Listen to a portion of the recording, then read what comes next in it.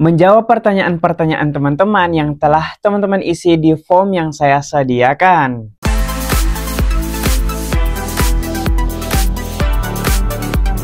Assalamualaikum warahmatullahi wabarakatuh. Selamat datang di channel gua Rahman. Di video kali ini kembali saya akan membahas tentang program Indonesia Pintar. Tapi kali ini kita akan fokus menjawab pertanyaan-pertanyaan yang telah teman-teman isikan pada form yang saya sediakan. Tetapi sebelum kita lanjut ke pembahasannya, buat teman-teman yang baru bergabung maupun yang sudah sering bergabung di channel gua Rahman tetapi belum sempat klik tombol subscribe, saya ingatkan jangan lupa klik tombol subscribe dan aktifkan lonceng notifikasinya agar teman-teman tidak ketinggalan informasi pada saat saya update informasi terbaru di channel ini. Dan jangan lupa klik tombol like, komen jika ada pertanyaan terkait pembahasan kita pada video kali ini. Baik teman-teman, berdasarkan link pertanyaan yang saya berikan di beberapa video sebelumnya, ternyata banyak sekali nih antusias dari teman-teman yang telah menuliskan pertanyaan-pertanyaannya. Jadi sebelumnya saya mohon maaf kepada teman-teman karena baru berkesempatan untuk membuatkan video seperti ini karena beberapa hari sebelumnya saya banyak kegiatan sehingga tidak memiliki kesempatan untuk membuat videonya. Jadi sekarang saya baru bisa menjelaskan secara detail kepada teman-teman. Jadi di video kali ini saya akan memilih beberapa pertanyaan dan langsung saya akan jelaskan teman-teman. Jadi apa saja pertanyaan-pertanyaan yang akan kita bahas, teman-teman jangan lupa disimak videonya sampai selesai. Dan teman-teman yang ingin bertanya juga, jangan lupa kunjungi link yang ada di sini atau teman-teman bisa klik yang ada di deskripsi video ini. Oke, kita langsung saja lanjut untuk menjawab pertanyaan-pertanyaan dari teman-teman. Oke teman-teman, kita lanjut ke pembahasannya untuk menjawab pertanyaan-pertanyaan dari teman-teman yang telah mengisikan pertanyaannya di form yang saya sediakan. Jadi kembali lagi, untuk teman-teman yang ingin bertanya jangan lupa tuliskan di Google seperti ini ya. Jadi saya akan contohkan di sini seperti ini teman-teman ya.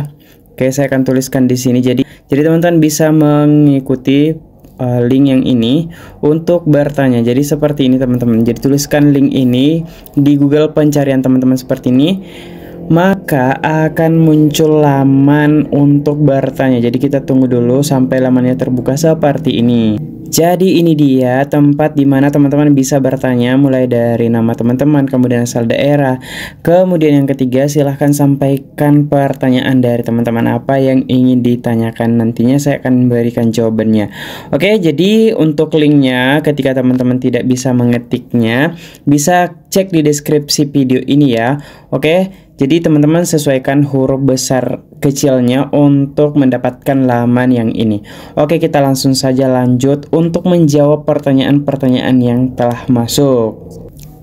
Yang pertama ada Erni dari Bandung, Jawa Barat. Adapun pertanyaannya seperti ini. Bagaimana kalau buku tabungannya hilang? Jadi yang pertama pertanyaannya adalah bagaimana ketika buku tabungannya hilang? Kemudian lanjut, ATM-nya juga belum ada, soalnya baru sekali dapat waktu di SD, waktu kelas 4. Waktu itu belum ada ATM-nya, sampai sekarang belum pernah dapat lagi tuh. Jadi untuk Erni dari Jawa Barat, yang saya pertanyakan adalah untuk Erni, apakah atau anaknya mungkin ya, apakah sekarang masih duduk di bangku SD atau sudah SMP? Jadi pertanyaannya cukup bagus. Yang pertama, solusi yang bisa dilakukan untuk teman-teman yang buku tabungannya hilang, baik Erni maupun penerima-penerima PIP lainnya yang mengalami hal yang sama, buku tabungannya hilang, maka bisa langsung ke bank penyalur. Jadi misalnya Erni ini kan SD ya, jadi kalau SD itu di Bank BRI, maka bisa langsung ke Bank BRI menyampaikan bahwa buku rekeningnya hilang dengan membawa identitas dari anaknya. Contoh Erni adalah siswanya ya, jadi harus membawa kartu keluarga sehingga bisa dicek nih kalau misalnya Erni memiliki buku tabungan simpel seperti itu. Tetapi kembali saya tekankan teman-teman, jadi ada beberapa daerah yang harus mengambil surat kehilangan dari kepolisian untuk dibuatkan ulang buku rekeningnya. Jadi untuk Erni atau orang tuanya bisa tuliskan biodata anaknya di laman pengecekan. Jadi nanti saya bantu cek tahun berapa terakhir anaknya dapat PIP, kita bisa cek ya. Lanjut, jadi di sini dinyatakan bahwa sampai sekarang belum pernah dapat lagi tuh.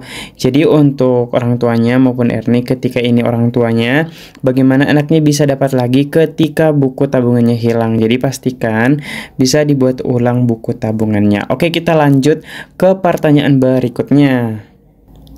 Lanjut ke pertanyaan berikutnya, ada Aurah Pekalongan, Jawa Tengah. Adapun pertanyaannya, Kak, sekarang saya sudah kelas 11 SMA, dari kelas 10 PIP belum cair padahal sekolah sudah mengusulkan.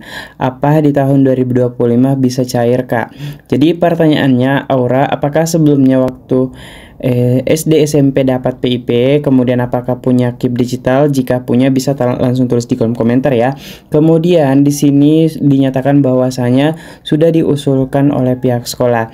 Jadi perlu diketahui apakah betul-betul keterisian datanya sudah valid atau tidak. Ketika datanya sudah valid dan merupakan terdata di DTKS atau sebelumnya punya KIP digital dan diusulkan oleh pihak sekolah, maka teman-teman akan otomatis dapat lagi di SMA-nya. Oke, saya akan perlihatkan beberapa contoh ya. Ada anak SD yang waktu SD dapat PIP, sekarang SMP tidak lagi dapat karena tidak dicentang layak PIP oleh satuan pendidikannya. Oke, saya akan langsung memperlihatkan ke teman-teman. Oke teman-teman, jadi ini dia ada salah satu contoh yang bisa saya berikan di sini. Ini ada Muhammad Haidir Agustian. Waktu SD, ini SD ya, nama sekolahnya SD, dia dapat bantuan PIP. Tetapi sekarang sudah kelas 8 tidak dapat PIP. Kenapa? Karena tidak dinyatakan layak oleh satuan pendidikannya. Oke, saya akan perlihatkan contohnya di bagian usulan sekolah. Kita langsung geser dan fokus ke bagian siswa usulan sekolah ini teman-teman. Jadi teman-teman yang diusulkan oleh sekolah bisa meminta buktinya apakah betul-betul diusulkan atau tidak. Kenapa? Karena di usulan sekolah ini akan terdata ketika teman-teman dicentang layak PIP. Saya akan perlihatkan contohnya. Baik teman-teman, sekarang saya sudah ada di bagian usulan sekolah. Di sini ada dua teman-teman, yang biru usulan sekolah, kemudian yang orange di sini tidak diusulkan sekolah. Kita geser perlahan. Di sini teman-teman khusus yang diusulkan oleh sekolah ya. Kita sekarang ada di sini.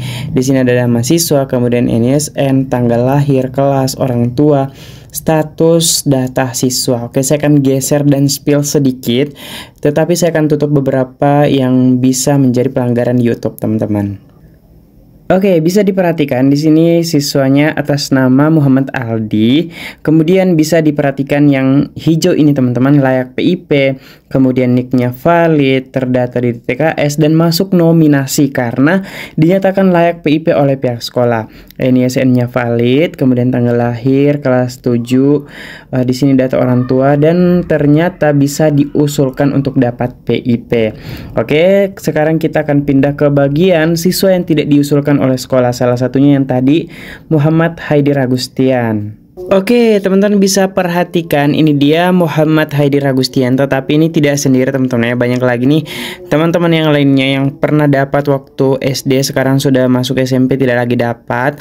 Contohnya di sini Muhammad Haidir Agustian dinyatakan tidak layak PIP, yang artinya pihak sekolah tidak mencentang di Dapodik bahwa siswa tersebut layak dapat PIP. Kemudian Haidir ini sebenarnya dapat PKH, jadi dia dapat PKH jenjang pendidikan. Jadi dia terdata di data terpadu kesejahteraan sosial. Jadi sebenarnya teman-teman yang terdata di DTKS merupakan prioritas penerima ketika dicentang layak PIP oleh satuan pendidikannya. Ini juga ada lagi yang terdata di DTKS tetapi dinyatakan tidak layak dapat bantuan PIP. Padahal banyak sekali nih dari penerima program Indonesia Pintar yang layak tetapi tidak dicentang oleh satuan pendidikannya. Jadi teman-teman tidak apa-apa minta buktinya apakah di bagian PIP masuk usulan layak atau tidak layak PIP sebagai bukti bahwasanya teman-teman diusulkan atau tidak.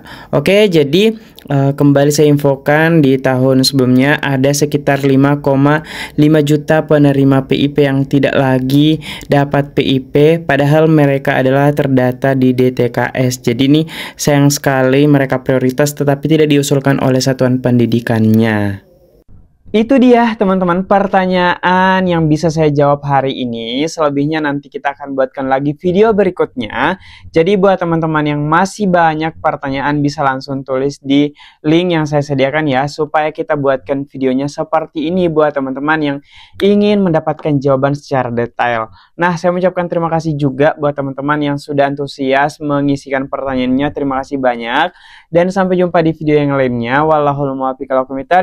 Wassalamualaikum warahmatullahi wabarakatuh.